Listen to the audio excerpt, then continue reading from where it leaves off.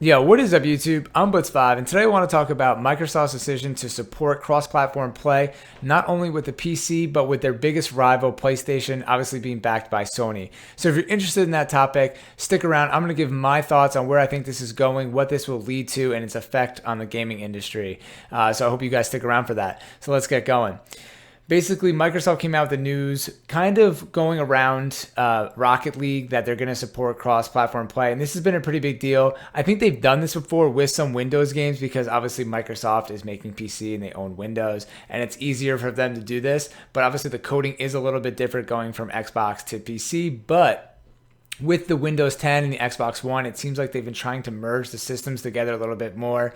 When they released like Windows 8 or whatever with the tiles, the Xbox One had the tiles. And, obviously a lot of people didn't like that. And now with Windows 10, they're doing that. They skipped Windows 9. And they've kind of been merging it all together. I don't have Windows 10 yet, so I can't really give an opinion on that. But it seems like they've been trying to merge the gap or bridge the gap between PC and Xbox a lot, especially with the dashboard and just having continuity across the platforms.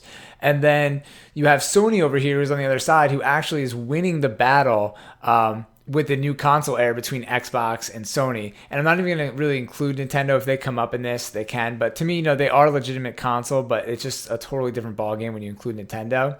But then getting back to Rocket League, before we go anywhere, Rocket League is this game that came out of nowhere and is kind of bridging the gap because it came out for PC and then PlayStation. It's this really interesting game. It's only like $20 on PC or $25 or sales for it. So sometimes it's even cheaper, whatever. And you're driving a car and you're playing soccer. Everybody's like, what is this game? And they're playing it on Twitch. And it's like one of these games in 2016 that gets popular over Twitch. And just because of a lot of the player momentum, and then it's not super stressful to play. It's very like casual. You can play ranked, but it's just very easy to hop on and enjoy a match. And a lot of people were playing with their Xbox controller on PC. And then obviously this is a huge title. People start seeing it on Twitch. They want to play it on PlayStation 4. Then they want to play it on Xbox. And then they're wondering like, well, hey, my friend started playing this on PlayStation or on the computer, and we're not going to be able to play together. So this is such a great game to kind of push forward and like knock down that barrier of the different crossover games and different platforms. But Microsoft went even a step further and said, hey, we're going to enable it that if the publishers want to and Sony agrees, we will allow cross-platform play with Xbox and Sony. So this is like a whole new ballgame that could lead down to other things. It's like two completely different things in my eyes. Because one game, Rocket League, it's really not going to affect the sales. Like I wasn't going to go buy PlayStation 4, or if I didn't have a computer, like if I only had like a laptop that couldn't play Rocket League, let's just say it's probably not really a great scenario, but let's say I wouldn't go buy a computer for Rocket League, and I definitely wouldn't buy a PS4 just for Rocket League. So I feel like in this situation, it allows Sony and Microsoft to kind of put their guards down and allow cross-platform play, because it's not going to really take away from the sales of their particular console or hurt each other directly, because people aren't going to be buying one over the other for that game. But this switch by Microsoft overall to say that any kind of publisher can work together with Sony to make a cross-platform game is huge. And I really don't know the repercussions of this, and I don't think anybody else does. And I think that Microsoft probably has some hidden strategy behind this, or has done a lot of thinking, because this is a really big decision for Xbox. But Sony might go ahead and never approve this or never allow a game. But one scenario that immediately pops up into my head is with Call of Duty, such a big online title that's pretty split up between PS4 and Xbox.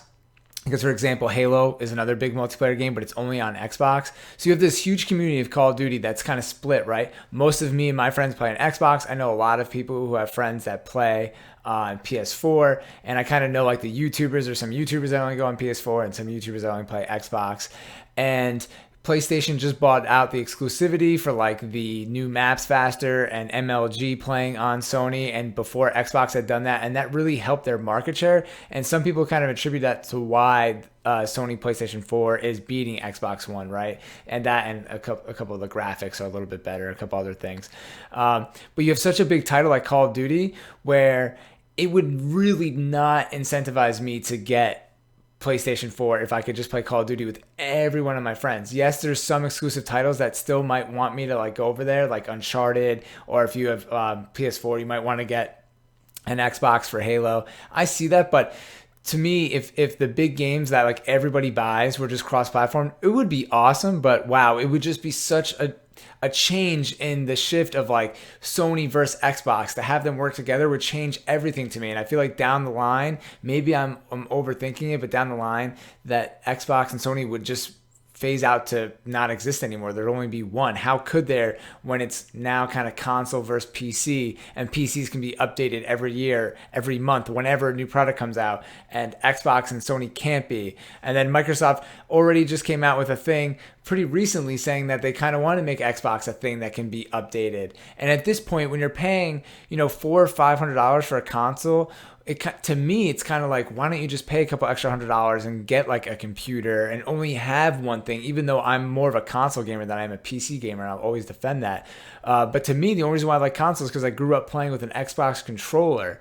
So to me, what's the difference between a PS4 and an Xbox? What if I could use my Xbox controller for PS4? Apparently, you can buy these kind of conversion kits where you can play an Xbox controller on a Sony PlayStation or vice versa, right? So what's really to stop me from doing that?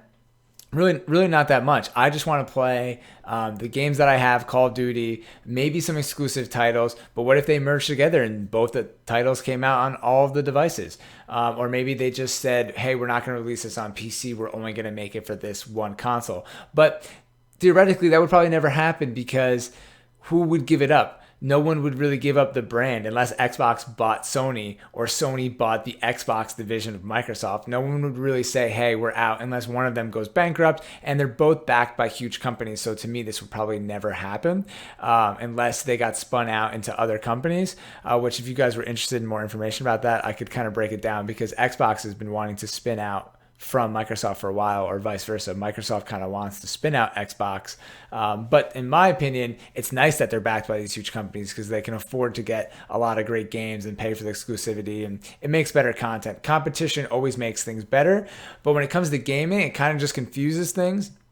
And the part that makes it really hard is when you have cross-platform play like Call of Duty. People always say that a mouse and a keyboard makes it so much better to fight with people on like computer. They're much more accurate. They can have faster reaction times. There's more buttons. They can kind of map the buttons a lot easier. Xbox usually doesn't let you do that. So would it really be fair to play with somebody who has a keyboard and mouse versus a controller? Probably not. And that's why the consoles have always kind of stayed separate. And I don't know if I'd want to play someone like that. But with games like Rocket League, it's fine, because like I said originally, people were using Xbox controllers to play it on PC, and they still are. So to me, I guess I'm not really getting anywhere. I'm kind of just like going in circles, but to me, it's just this, it's a very interesting topic, and it's also like, it's just more than saying, hey, we're going to do this, and everyone's like, hey, we're excited, we can play with our friends. To me, it's like, where is gaming going? What's happening with the consoles? What's going to happen down the line? Is the PC master race going to take over like they always say? To me, it's a possibility. I love Xbox, but only because, like I said, I'm using my controller and it feels natural to me, and I'm kind of ingrained with the Xbox branding. But if everything switched over, my whole friends list went to PC, and I had my Xbox controller plugged into my computer and everything was the same, would I really care? No. And I don't think anyone else would really care either if it was their PlayStation controllers playing into their computer. At the end of the day, as long as you have your friends list, some kind of achievement thing to kind of keep you incentivized, you have like a friends list, you're just looking at your monitor and you're holding a controller or a keyboard. So it's whatever you prefer. As long as you're looking at a monitor and the game runs smoothly, you're fine. So I don't want to let this video drag out too long, because I could talk about this for probably a pretty long time. If you guys thought this was interesting or want to hear any more of my opinions on this, please leave me some feedback in the description box below. If you made it this far, please check out subscribing to my channel. You might enjoy some of the videos I have. I make a lot of different content, so check out the playlist and give this video a like if you enjoyed it, or a dislike if you didn't enjoy it. And that is all. As always, I am Blitz5, and peace out.